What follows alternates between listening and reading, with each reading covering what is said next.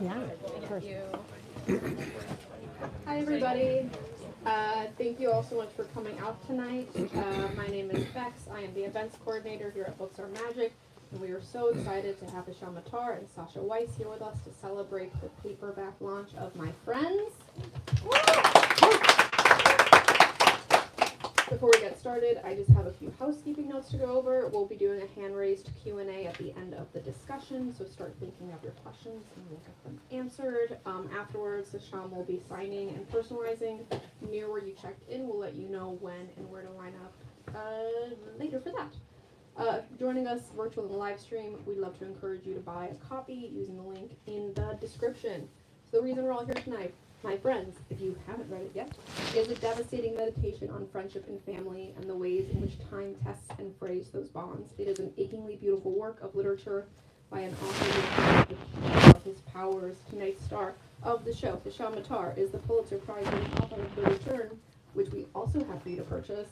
I don't know if you've heard, there's a lot of holidays in February, and no one is ever mad about getting a book, so you should buy them.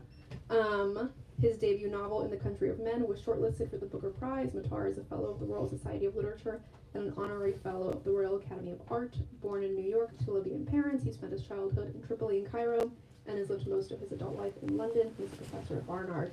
Sasha Weiss, our conversation extraordinaire, is deputy editor of the New York Times Magazine, where she covers film, television, books, fine art, theater, and music.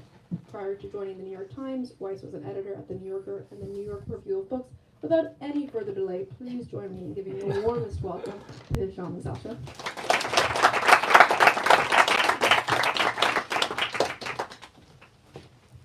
I think we. Thanks for that. Yeah. You going to read? Yeah. Hello, everyone. Thank you for coming. Good evening. I hope you're all well. I'm just going to start reading from the beginning. I will. I promise. I'll start shouting very soon. I'll just start reading, and then we'll have a conversation. And I think there's time afterwards for some questions. From the beginning of the book.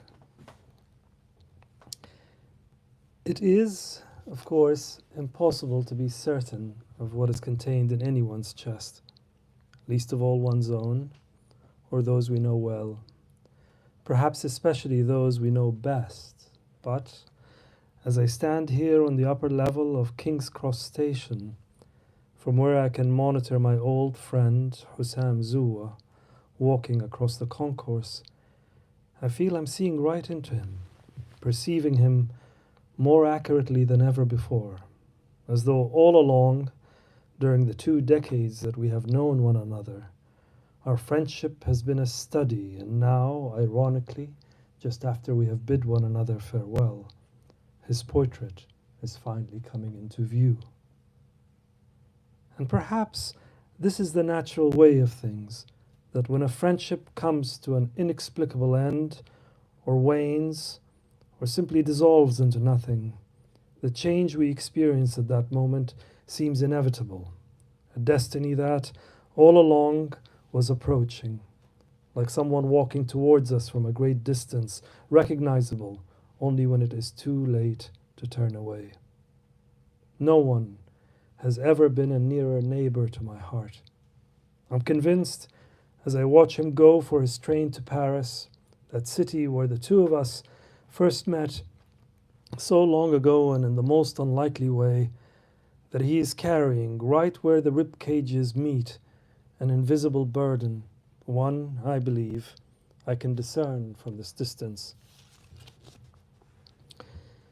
When he still lived here in London, hardly a week would pass without us taking a walk either through the park or along the river. We sometimes got into a debate, usually concerning an obscure literary question, arguments that, perhaps like all arguments, conceal deeper disagreements. I would sometimes, to my regret, for the gesture has always displeased me, tap my forefinger on his chest and let my palm rest there for a fleeting moment, as though to keep whatever it was that I believed I had placed there stable.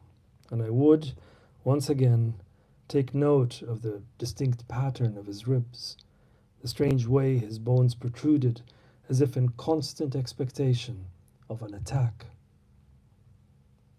He does not know that I'm still here.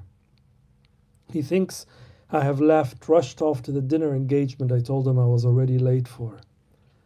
I'm not sure why I lied. Who are you eating with? He asked. No one you know, I replied. He looked at me then as if we had already parted ways and the present was the past. I standing at the shore and he on board the ship sailing into the future.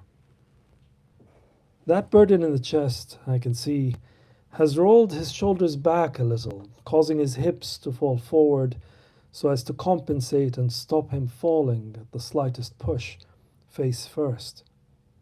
And yet, he does look, from this distance, like a man possessed by action, moving forward, determined to enter his new life. These past years since 2011, since the Libyan revolution and all that had followed it, the countless failures and missed opportunities, the kidnappings and assassinations, the civil war, entire neighborhoods flattened, the rule of militias, changed Hisham. Evidence of this was in his posture, but also in his features, the soft tremble in the hands, perceptible each time he brought a cigarette to his mouth, the doubt around the eyes, the cautious climate in them, and a face like a landscape liable to bad weather. Soon after the start of the revolution, he returned home, and perhaps naturally, a distance opened between us. On the rare occasion he visited London, we were easy in one another's company, but less full-hearted somehow. I'm sure he too noticed the shift. Sometimes he stayed with me, sleeping on the sofa in my studio flat, sharing the same room where we could speak in the dark till one of us fell asleep. Most of the time, though, he got a room at a small hotel in Paddington. We would meet there in the neighborhood, arranged around the train station, which fills the surrounding streets with a transitory air, made us both feel like visitors and accentuated the sense that our friendship had become a replica of what it had once been when he lived here and we shared the city the way honest laborers share tools. But now, when he spoke, he often looked away, giving the impression that he was thinking aloud or involved in a conversation with himself. And when I was telling him a story, I would notice myself leaning forward slightly and catch an almost querulous tone in my voice, as though I were trying to convince him of an unlikely proposition. No one is more capable of falsities, nor as requiring of them, than those who wish never to part ways.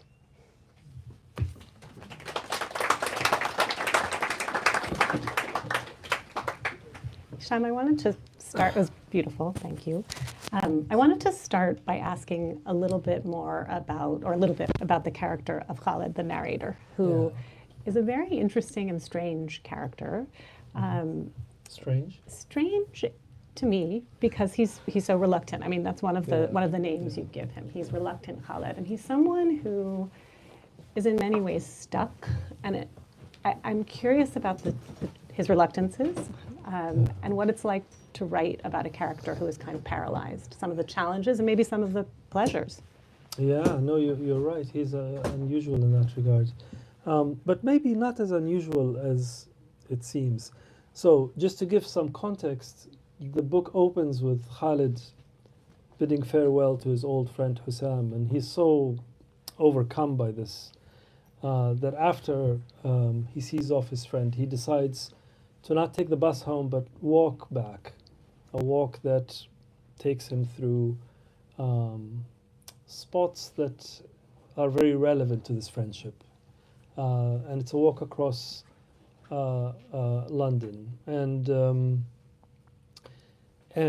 the whole book is told on this walk. So we catch him at a moment where one of those moments when time suddenly feels very porous. You know, everything is contained in this moment. But we also catch him at a moment when he himself is very captured by the history of the friendship, but also by his own exile in this city that he never really chose to live. He arrived as a student, and then for a very dramatic event, he can't leave. He can't return home. So he's been doing that thing that exiles must do, and I would say all immigrants must do, regardless of the circumstances, sort of improvise a self in a new place, in a new language. And he's really taking account of that. But I never quite understood, or I was very drawn to the fact that he was abiding by the very simple, rudimentary parameters of his life. And I became fascinated by it. And I still can't tell if it is an act of extraordinary bravery or the exact opposite, right? It seems to be suspended. But I think, most of us, maybe this is a slightly dramatic picture, but I think most of us, all this talk about, more, go, get more, I think most of us are contending all the time with the shapes of our lives. We're with trying to inhabit our life in some way, to accommodate ourselves to it. And maybe this is the features of his life are a bit unusual, but I think he's involved in something very similar. Well, maybe it would help to set up a little bit the catalytic event of the book, which Yeah. is the thing that prevents him from returning home to Libya, where he's from. He is shot and injured at a protest, an anti-Gaddafi protest at the Libyan embassy in St. James Yeah. Square. And this was based on a real event It's that a real happened event, in yeah. 1984. So first of all, I'm curious about your own memory of that event, Yeah. how it lodged itself in your mind, and how you decided to treat Yeah. it imaginatively. So, to be clear, this is an event that I never had any intention to write about. In fact, there are many good reasons not to write about it. But because I really only knew what I read. Basically, for 8 years, all I knew is less than what I read. All I knew was the first sentence.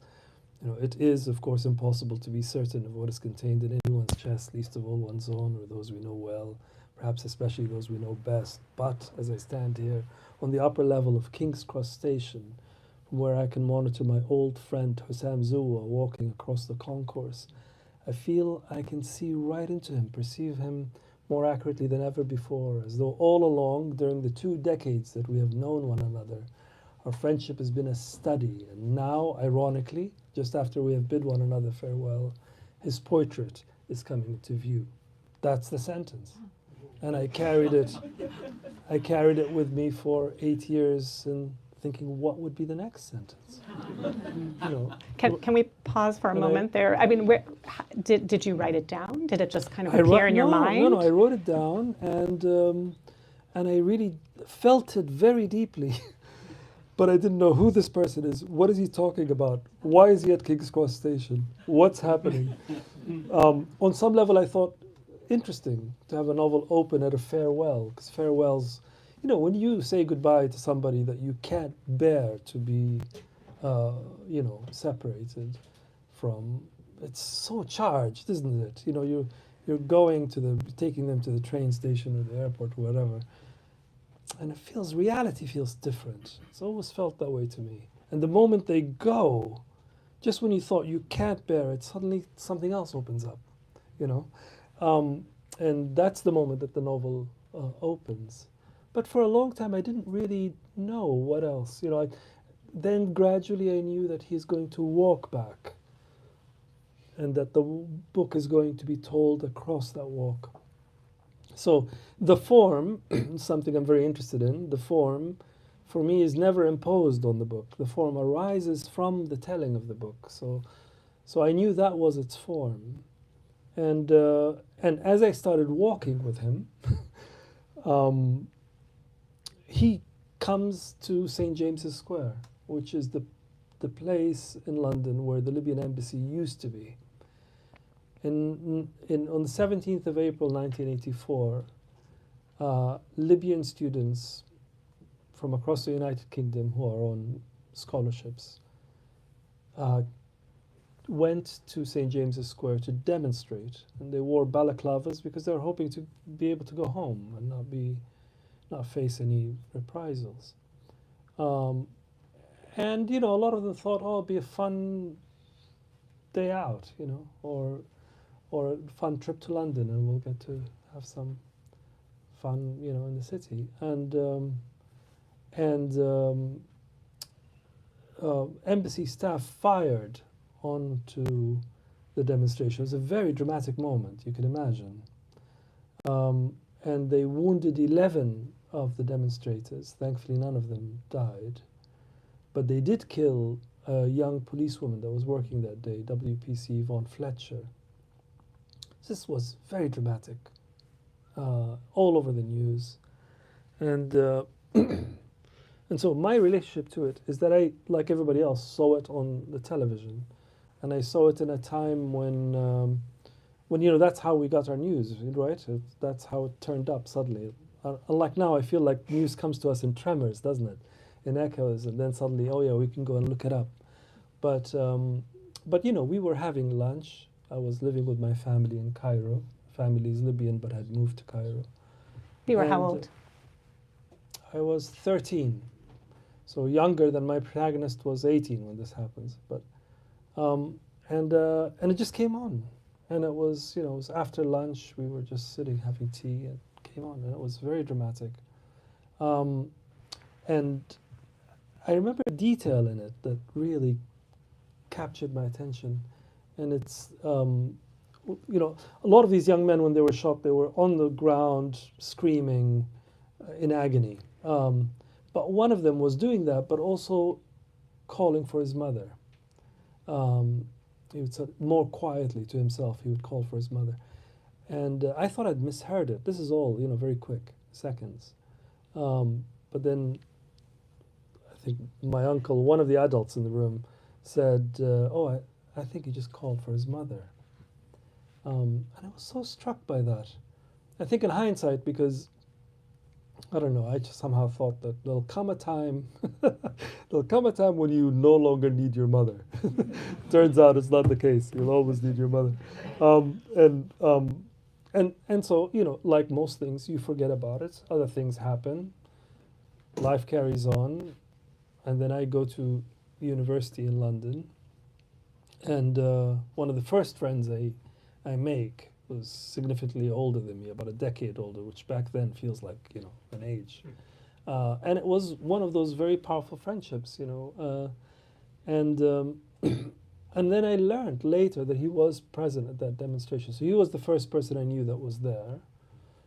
And then I started meeting other people. So not deliberately, and I would never sort of ask direct questions, but things emerged over these years. So I feel I feel very much touched by that event in different ways, which is why I was very cautious about writing about it. Because it felt risky? Because it felt too close? No, I'm not. I'm never interested in premeditated states of writing. So I don't sort of sit and think, oh, wouldn't it be a great idea if I were to do that? And it would be dramatic, and it would have that effect. I'm very, very wary of all that, and so I function under the hopeful delusion, if you want to call it that. I function under the hopeful delusion that I am implicated by the language, into what happens, into everything, into the sounds, into the images, and so when I came upon it, it did feel like that. Like oh my God, this is what I'm not sure I can do it. I'm not sure I know how to do it. I'm not sure I should do it. I wasn't there. I know not a lot, but I know 3 or 4 people who were there. And so I did pause. But writers, you have such a, regardless how careful you are or how decent you like to think yourself to be, you have this sort of ruthless person inside of you, you know, that just gets hold of something and runs with it. And that's what happened. I just ran with it, and you know, and wrote it. Yeah. Well, when you run with something, Mm. tell us a little bit about what that means. I mean, you're talking about kind of submitting, being kind of a servant of language and where it takes you, but I assume there's also research.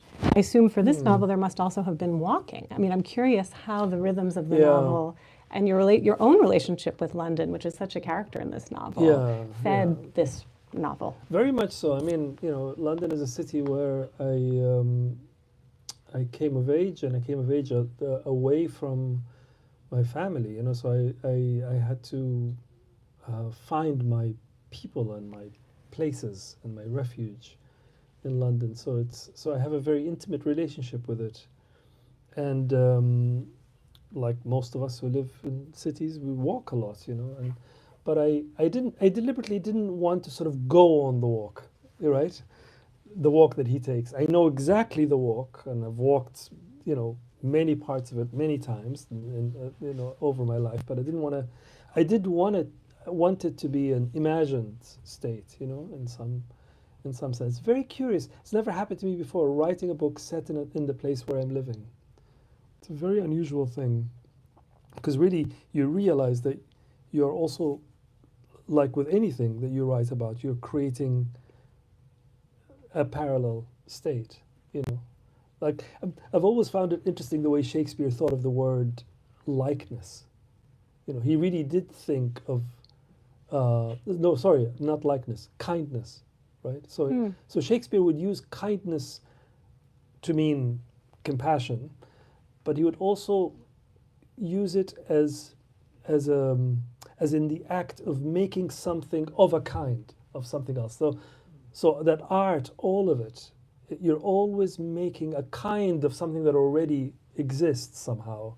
So I felt that very much with this book. I felt that I was making a London that was the London I knew, but it was, of course, and you know, a parallel London. So yeah. I want to talk a little bit more about the friendship between Hisham and Khaled.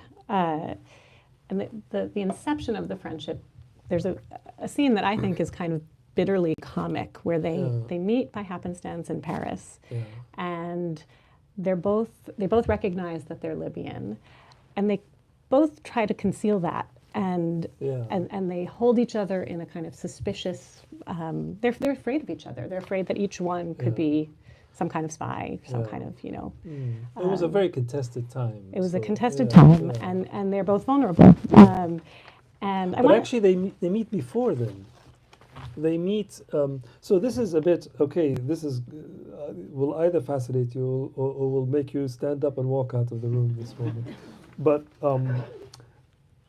Hisham, the part that I read you, Hisham doesn't really turn up in the novel till about more than 200 pages later, right?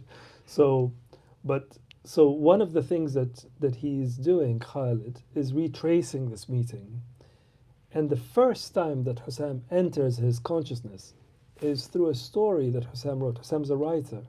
He's a dangerous writer because he's a writer that stopped writing. So Hisham has written a short story that was unusually read in the place of the news on BBC Arabic radio. I made that up. The person reading it is a real historical figure, Muhammad Mustafa Ramadan. He was the anchor that we all grew up with, but he didn't read a short story in the place of the news, but he does in my book. And Khalid hears this when he's 15. Hisham is 6 years older than him. And he hears it, and it sort of infects him, this story. And it's a story about a man who is eaten alive by his cat. And the cat eats his whole body until it comes to his head, the one thing that he feels he can never do without. And at that moment, he protests. He says, no. And the cat goes away. That's the short story. It's a very, very short story. And which is a masterfully written short story inside of the novel. It's which Thank we could have a you. whole conversation Thank about how you. you wrote that. Yeah. But let's Yeah. keep going about Khaled and So that's Hisham. how at first, but then, as you said, it's not till a decade later or so when they meet face to face in the most unlikely way in Paris. And Khaled doesn't know yet who he is. No. He doesn't know who he is. No. And he's interested in him and he feels some sense of kinship immediately, but he Yeah. doesn't know who he is. Yeah. And Hisham tells him his name is Sam, and Khaled knows that he's lying. Yeah. And I want to just read a tiny passage that feels very typical of the book and of their relationship, or the setup of their relationship. So Khaled says, he recognizes that he's being lied to. And he says, I knew this game. He would not ask where I was from, and I would keep to the same policy. The first to blink loses. An immigrant's test of discipline, most probably ancient, for this instinct to pass unnoticed, to veil oneself, must surely be as old as time, as old as exile, as old as when Adam and Eve, cast out of Eden and sent down to earth, were made to live on opposite sides of the empty planet.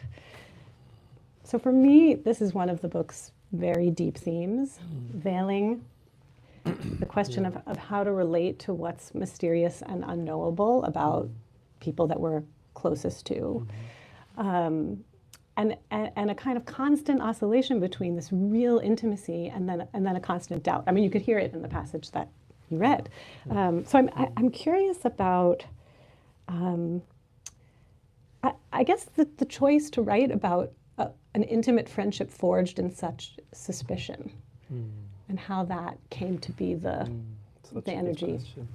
That's such a good question. It's very hard to answer that.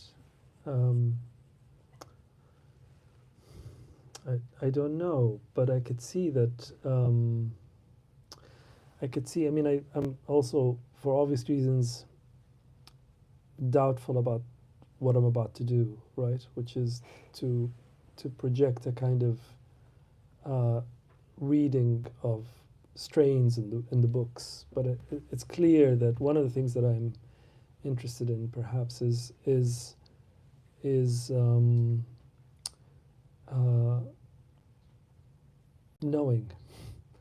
knowing someone, and what do we think we have, what we think we got when we think we know someone, and what do we think we don't have when we haven't quite known everything about them. I'm fascinated by how desire is so involved in that. That you can't, if you in some sense, desire is powered by the same thing that would kill it.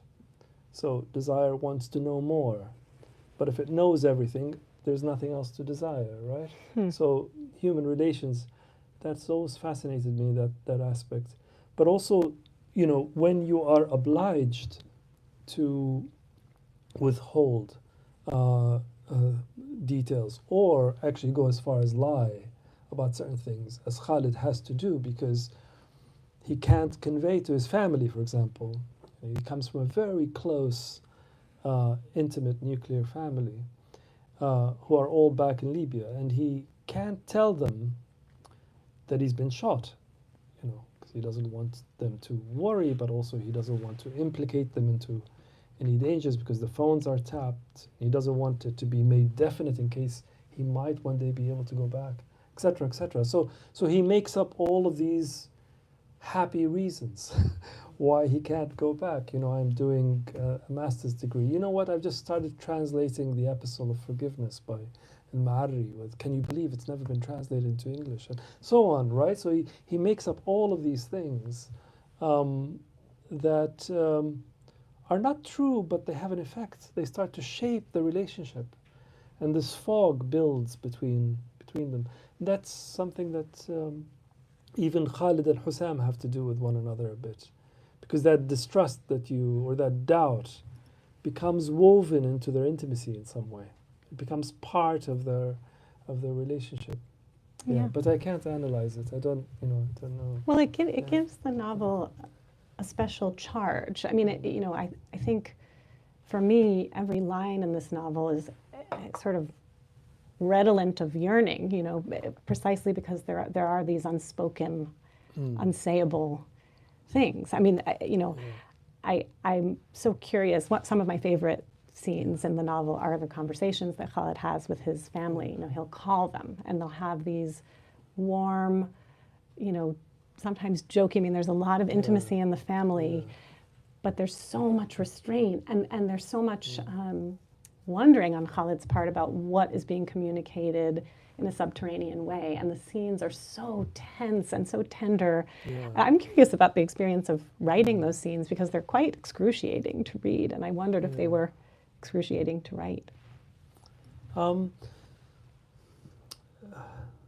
mean, writing is very difficult to account for. You know, it's sort of on some level, on some superficial in the sense of on the surface, not superficial in the sense of it being false. You know, you go to work every morning and you pick up where you left off and you write a few sentences and you leave it at that and you try to do nothing, or I try to do nothing else for the rest of the day, just enjoy myself, look at a painting, see my friends. And if it goes badly, I used to have a really embarrassingly narcissistic kind of transactional relationship to my writing. Can't imagine that. By which I mean, like, I write, and if I have a bad day, I feel miserable. I think, oh, you know, everything is terrible. And if I have a good day, everything is great. I go out, go to a concert or something. So I had this transactional relationship to the writing, which I really worked very hard to cure myself of, because it's deeply inappropriate. Because it's not really, in some strange level, it all comes from you. Of course it does. It all comes from everything that you've experienced. From what you said is very interesting about the unsayable, because I think that's where literature really resides, in that space. No, so you know, and you're trying to attend to that with everything that you know, everything that you are, and the things that you don't know that you know, right? But at the same time, it's really not about you in some way that I can't quite explain. So I also think, I think somewhere Ernest Hemingway says one of the occupational hazards of writing is that you end up with a big bottom. Right?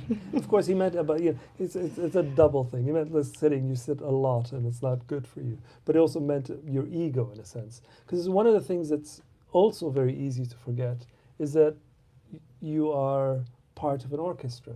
You know, the orchestra of the history of literature and all the other writers that are working with you and so on, and the books that have affected you. So there's something interestingly paradoxical about it, because it's so clearly collaborative with history and with time and with all the people that have touched you and books that have touched you. Yet you are really the only person sitting in that room, and then when the thing comes out, it only has your name on it. You know, so those two things I find in the day-to-day work something to balance somehow.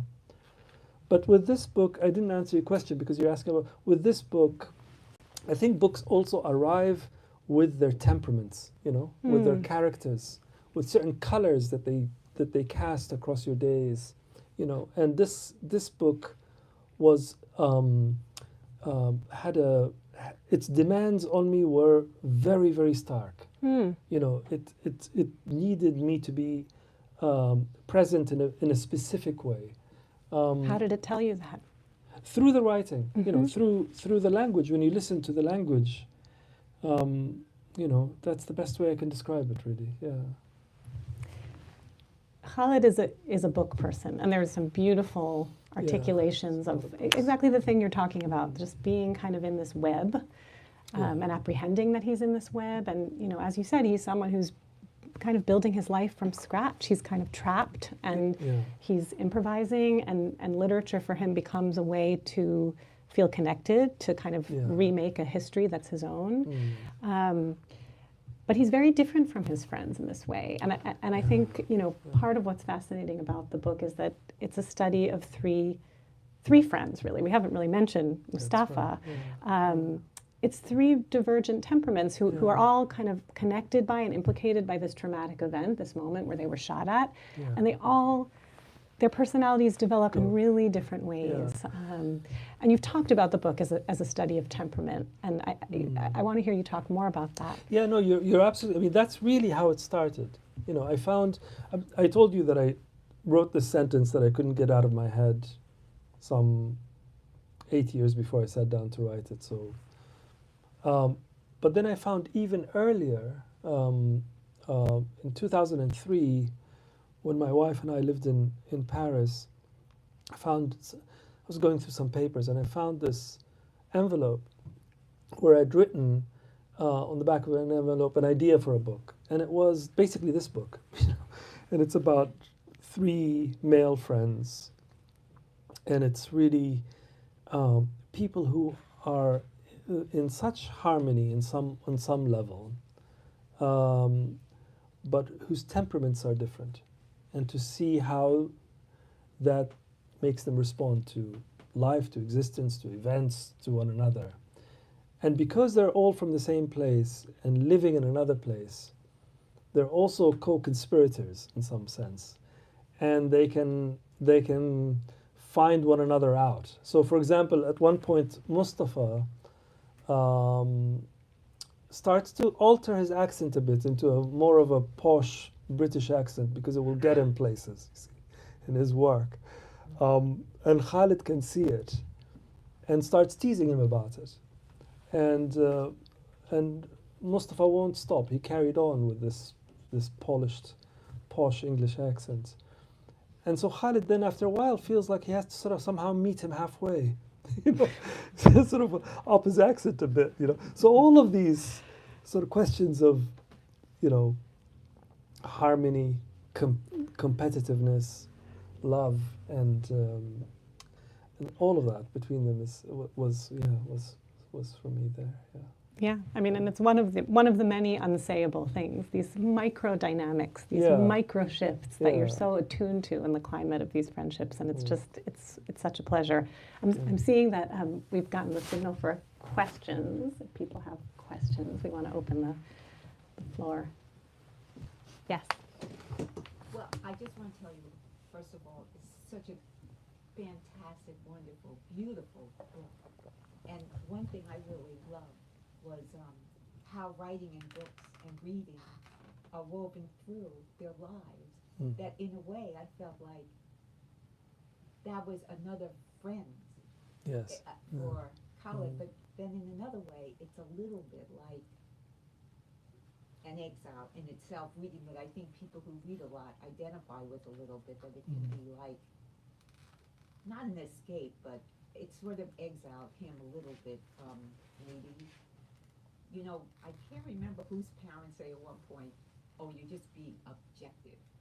They kind of throw that word at you because you're living in your head. Yeah. So, do you feel that? Just to repeat what you said at the beginning, that Khaled makes the best of the hand that he was dealt, or do you feel, or that he kind of retreats from life more than his friends? Let me repeat the question for the live stream. So, first of all, someone pointing out that books and reading are so woven into the narrative, and reading itself is a kind of exile, which is a beautiful thought. And then the question whether Khaled. Sorry, say it again. The question was whether Khaled... whether... Not to give anything away, but do you feel that in the end that he, as a New Yorker, the fact that he stays in that studio apartment really struck me. And if he makes the best of life, whether he makes the... away from whether he makes the best of, trauma. as you put it, the hand he was dealt. Yeah. No, I mean, thank you so much, and but also your observation is perfect, because I thinking of that title, and you could imagine for a long time I suspended that title because it's quite a quiet title, and which I like, but still suspended it for a bit, but eventually it started to fill with resonance. My friends being, in the literal sense, his friends, but also the books, because he is somebody that navigates not only his life, but his relationship to this city, his adopted city, through books, So he's got all these lines in his pockets, Conrad and Jean Rhys, Robert Louis Stevenson particularly, and he really finds his way through with Virginia Woolf through these writers. Does he make the best of the hand he's dealt? I'm not sure. I mean, that's I don't know. I think you're much better to answer that. Yeah. Thank you, though. Thank you so much. I think there was a question. Sorry, you mentioned something earlier. You said that the most dangerous writer is the one that stops. Would you like to elaborate a little? He said earlier, the most dangerous writer is the one that stops. Would you elaborate? Well, I mean, it's a bit of an inside joke in the book that Hisham, Khaled, and Mustafa is the triangle. Hisham has a slightly different background. He's a bit older. He went to university in Dublin. He wrote a collection of short stories that was very important to his generation and always remained mysterious. Didn't like to give interviews, nobody ever. And then he sort of stopped writing. Mustafa and Khaled are fascinated by him, can't quite believe the coincidence of him coming into their lives. But they're secretly trying to cure him out of his abstinence, get him to sort of go back to writing. In different ways. Khaled in a more sympathetic, loving but adamant way. Mustafa's a bit doubtful about, what's this business. And one of the things that Mustafa says to Khaled is that one of the most dangerous people is a writer who stops writing. So I said it like that. Yeah. But this may be a spoiler, but in the end, he does write beautiful letters to his friend. Yes, and the last, it's quite. I enjoyed that. He was asking how in the writing of it. It was quite fun, I have to say, that the different registers in the book. In a book that allows you to write a short story that you would never write in another voice, and then all these letters back from Hisham felt yet like another voice. So that was fascinating. Yes. You talked about this one. Thank you so much for being here. This is great. You talked about, especially with the first sentence, how much Khaled wants to understand his friends and also understand himself. But the way you wrote the book is very close to Khaled's thoughts, and we actually do see a lot of his truth that he holds back from other people, whether it's his parents or his friends or even a girl he likes that he can't move forward with. Like, when it comes to writing like that, you're so close to their thoughts, but they are so like withdrawn from the people they're talking to. When you're trying to write that truth, do you feel like it's like the truth comes out very quickly and then you have to kind of double back to make it more real with how you would actually interact with the people in your life versus the truth you're trying to get to by writing? The book stays very close to Khaled's perspective, and the question is about basically how you modulate that perspective and how close you stay to his truth and also the truths that you're trying to get to through him as the narrator. Yeah. Is that about right? Yeah. No, I mean, I think you've put your finger on possibly the most important detail in writing a book, for me at least, is that as soon as I feel that I've figured the voice, but by the voice I mean a kind of mentality, a kind of way of thinking and feeling and moving and responding to things. If I feel I've got a handle on that, then that seems to me the most important thing. So in some sense, some strange sense, what you're writing is a consciousness. It's not really a plot, even though there are all these things that happen. It's not. What you're really writing is a consciousness, and I'm just amazed as a reader, and now in this situation as a writer, I'm amazed that you can do that, and someone else can see it or access it. Oh, it's an incredible thing. But yeah, that's I suppose why that first sentence felt like the whole book. Right, in a sense, because it had in it his DNA, the way he thought. And, yeah. But I also felt as it started to progress, the writing, about halfway through, I realized that I'm writing a book about friendship, but I'm also writing a book that is about friendship in a metaphysical sense, in the sense that the book itself thinks of itself as approaching a friendship with the person who's reading it. So it starts quite formal, and you have these long sentences, and then you have also details that are intimate details that are withheld. Then as the book progresses, it becomes quite intimate and quite informal, and so that too, I thought, is part of this question to do with its consciousness. So the consciousness of Khaled, but the consciousness of the book itself, So I'm sorry if this all sounds really abstract. I don't mean it to be. Just to make it more concrete. Make it more. One of the things that I noticed about the book Wrong person. was a book about male friendship, and I don't think I've ever really read a book that was about three male friends that wasn't also about, they weren't always talking about things or places that or sports or and I wondered if, I think you just actually really expanded the idea of what our friends meant when you were writing the book, but I wondered if that was a goal of yours, to show that it was possible, maybe in a different culture than the Western culture, for men to be friends in perhaps a more intimate way. Yeah. Sorry.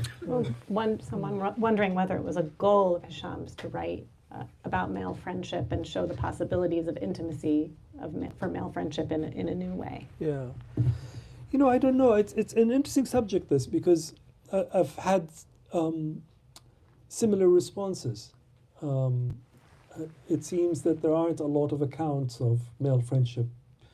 I wasn't setting out necessarily to fill a gap or anything like that, but I just know that from my life, and also I didn't set out to write a book in praise of, if you see what I mean, friendship.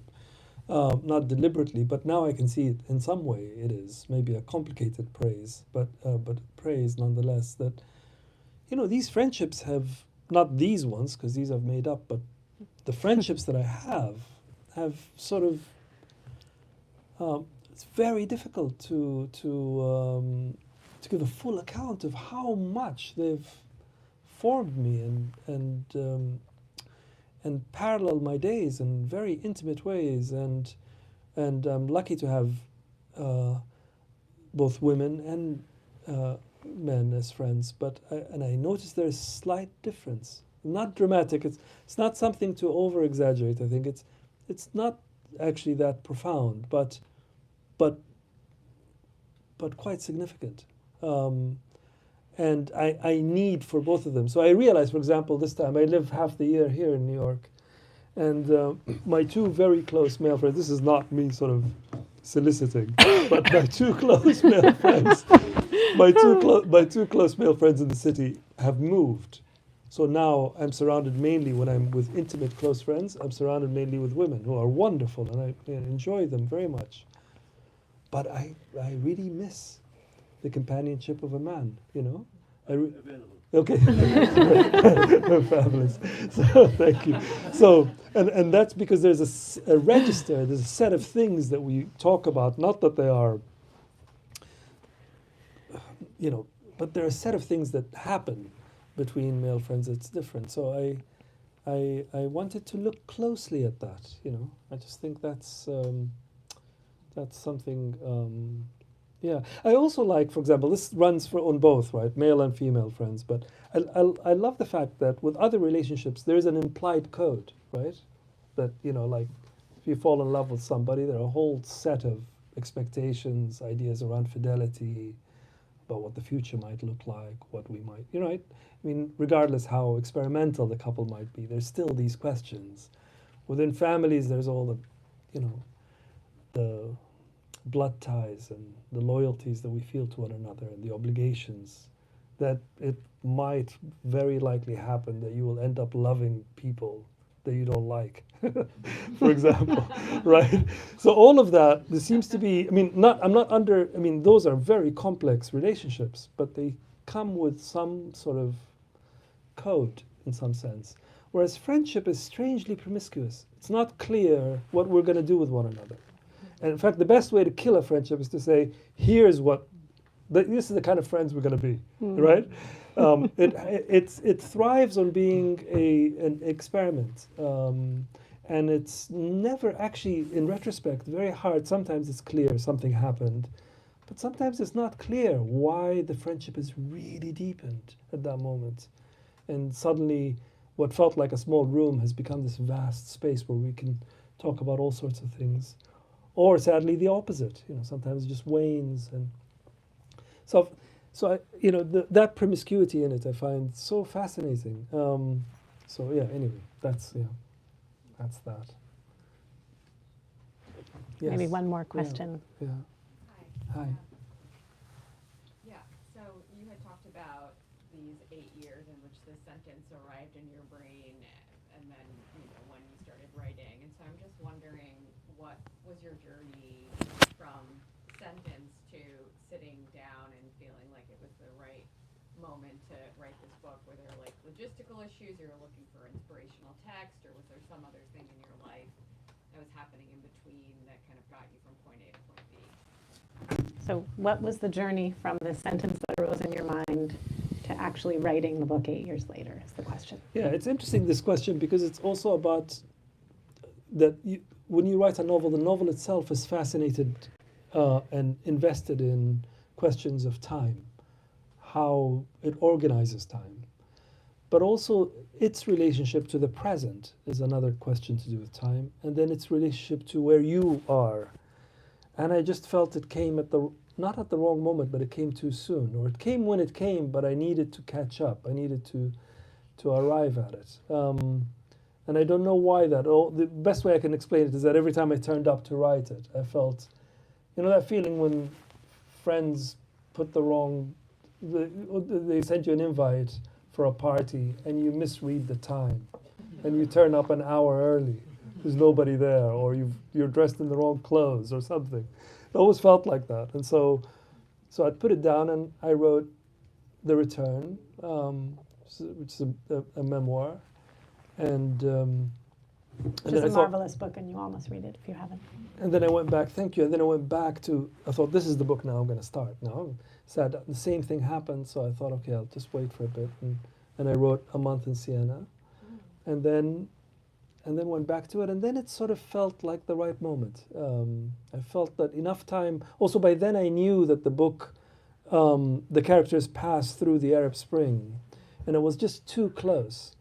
It's a good argument to say it's still too close, but it felt really too close to be able to fill something like that I was so invested in, with a kind of, I don't know how else to describe it, but a sort of passionate ambivalence, which I think you need when you write a novel about the things that you really care about. You need to somehow suspend them a bit, fill them with different resonance or a sense of doubt. So that's when it felt the right time. Yeah. Thank you, though. Thanks. I think we have to end there. Thank you so much. Thank you so much. Thank And you, thank you, That's great.